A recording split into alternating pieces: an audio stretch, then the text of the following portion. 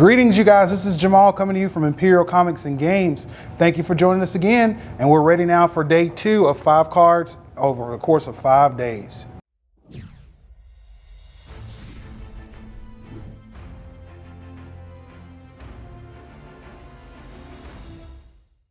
As you guys heard in the last video and in the introduction to this video, we're going to be spoiling 5 new cards from Zendikar Rising, the new set that's scheduled to be released later in the month of September. And over the course of 5 days, we'll do 5 cards each day. On day number 2, which is today, we are going to be looking at 5 really cool cards that were recently spoiled. The first one being Ashaya, Soul of the Wild. This is a legendary elemental creature for 3 and 2 green.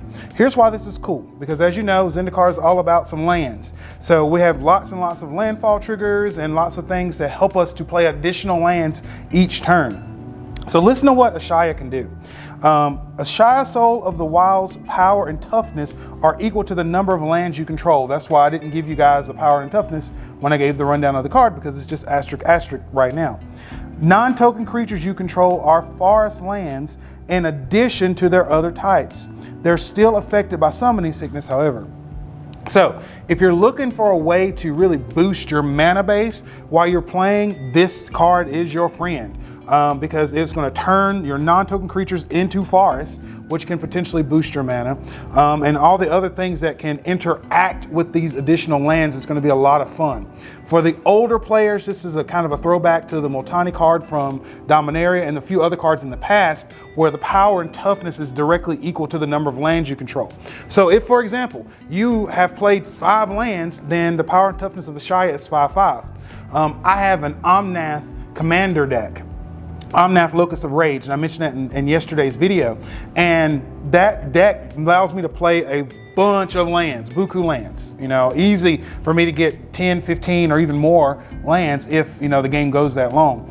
So I could potentially have a 10-10 here, or a 15-15, or whatever ridiculous number very, very easily in a deck that has a lot of land ramp or in landfall triggers. So Ashaya is a great addition to Zendikar and to existing landfall and land ramp decks. So I like that card. I will be adding it to my green-red deck, or if it becomes a 4-color Omnath deck, we'll see what happens.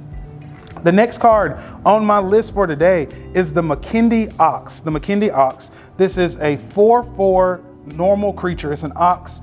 For 4 and a white, it has landfall. And here's what the landfall does for the Mackenzie Ox. Whenever a land enters the battlefield under your control, tap target creature an opponent controls. Again, if you're getting a lot of these landfall triggers, you could potentially lock down your opponent on a turn, which can be a lot of fun. Or if they just have a pesky creature that you're afraid of, you can keep it locked down every turn that you're wanting to swing out and attack or whatnot, because you can tap it down for every land that you play. I'm really loving the return of landfall. I like this mechanic. It's a fun mechanic. It's an easy mechanic, especially for newer players.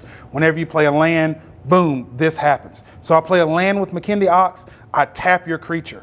Play a land, I tap another one of your creatures. And now that you're all tapped out creature-wise, I'll swing and you can't block. So it's a lot of fun, and with it being 4/4, it's a good-sized creature. We'll see how it works. It's kind of interesting to see landfall on a white card, because as we've seen in the past, that's typically something you're going to see in green, because we ramp mana or ramp lands in green. But that's being more expansive here with this new set. So looking forward to it. Next on my list is another card dealing with landfall triggers, and that is the Brushfire Elemental, the Brushfire Elemental.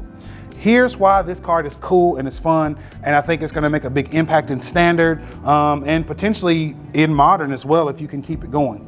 So for 1 red and 1 green, you get a regular elemental creature that has a power and toughness of 1/1. Here's why this is so interesting. Number 1, it has haste.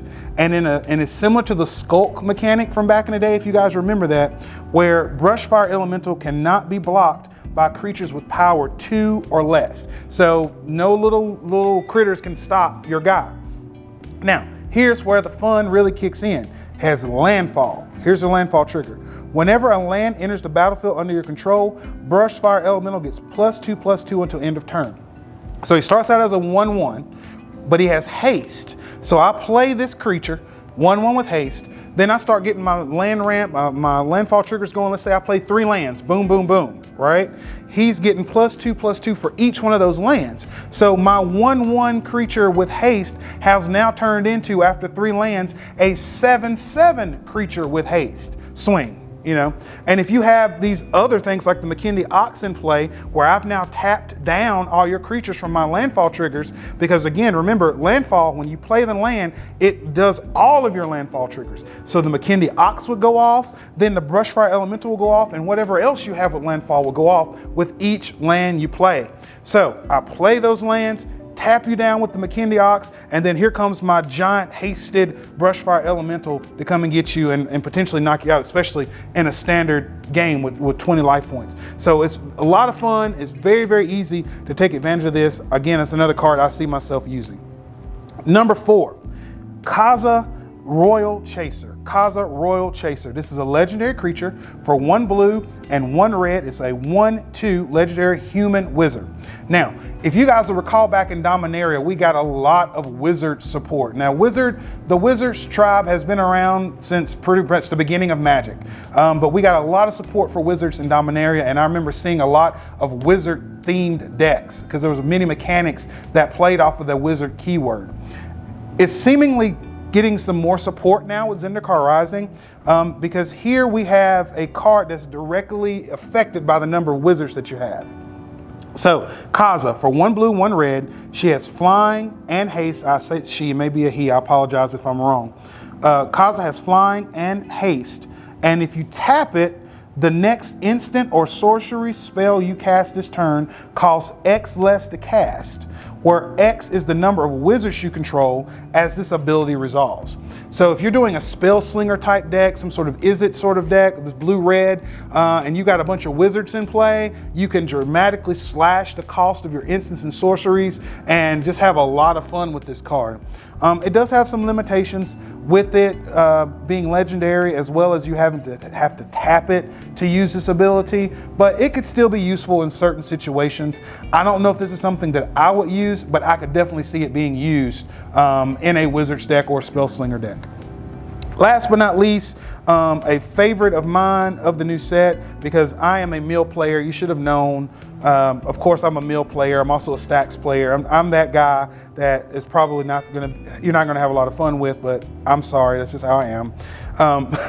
The Ruin Crab. This is basically a new version of the Hedron Crab from back in the day.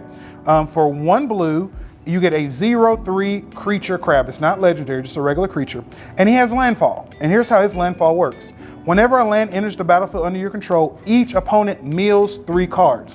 Whereas Hedron Crab was making you mill 1 card, the Ruin Crab is making you mill 3 cards. It's a lot of fun. It can be inserted very easily into your mill deck, or any other thing that's doing landfall triggers. I definitely will use it in a mill deck, and with it only being a 1-drop, you can easily put 4 in there, and you can have a lot of fun. If you get all 4 in play, you play a land, and now they're milling 12 cards. In a Commander game, not so much of a big deal, because mill doesn't seem to work as well in Commander, but in a modern game or standard or anything like that that's just 60 cards, losing 12 cards in a turn is a lot. And if you're doing in modern, and let's say you have a Traumatize, or Fraying Sanity, or any of these other classic mill cards, you can easily wipe somebody out with 1 land, or 1 or 2 lands with these various landfall triggers in addition to the other cards that you have. So that being said, I'm getting very excited about Zendikar Rising. Thank you guys for watching this video. Please, as always, like, share, and subscribe. Your support really helps our YouTube channel, and it helps our shop. If you would like to get some of these cool cards, you can pre-order Zendikar Rising on our website and in person at our store at Imperial Comics and Games.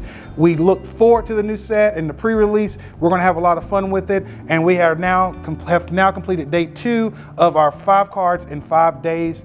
We look forward to seeing you next time. Take care.